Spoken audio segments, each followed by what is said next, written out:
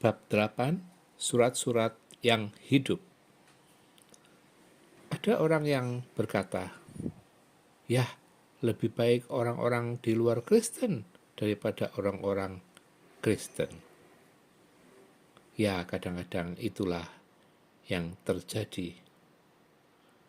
Bagaimana jika kita, orang-orang Kristen, kadang memberi kesaksian melalui sikap kita yang malah lebih buruk daripada orang yang tidak mengenal firman.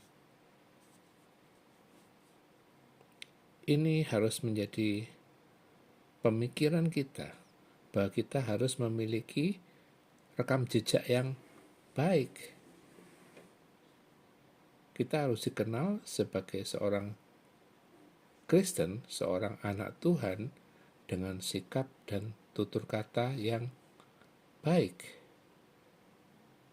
Sudah beberapa waktu aku menyadari bahwa umat manusia pada umumnya merosot secara moral dengan tajam.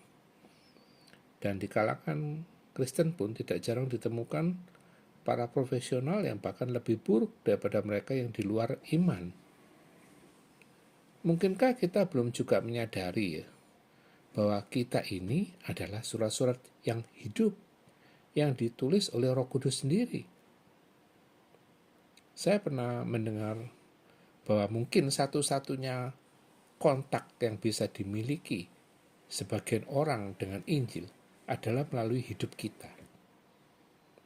Bayangkan ketika hidup kita dibaca, dalam tanda kutip, dibaca oleh orang lain, seharusnya kita menyampaikan pesan kabar baik, kabar sukacita, kabar keselamatan, belas kasihan, kasih yang tulus, kerendahan hati, dan optimisme.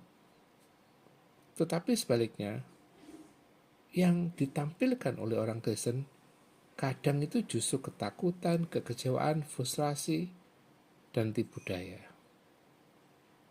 Menjadi pengikut Yesus berarti menjadi cermin Kristus yang menggambarkan Kristus.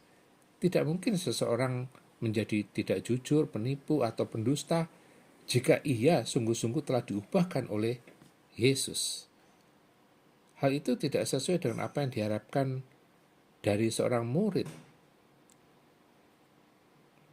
Kesaksian seperti apa yang kita tampilkan dalam hubungan sehari-hari kita? Apakah itu kesaksian yang buruk, ataukah orang-orang dapat melihat Yesus dalam hidup kita? Ketika setiap hari sebuah surat baru sedang dituliskan dalam hidup kita, kita harus meninggalkan manusia lama, menyalibkan manusia lama kita, dan membiarkan Kristus hidup serta menuliskan cerita yang baru. 2 Korintus 3 ayat 3, mereka sendiri dapat melihat bahwa saudara merupakan surat yang ditulis Kristus, yang dikirim melalui kami. Surat itu ditulis bukan dengan tinta, tetapi dengan Roh Allah yang hidup, bukan di atas batu, tetapi pada hati manusia. Tuhan Yesus memberkati.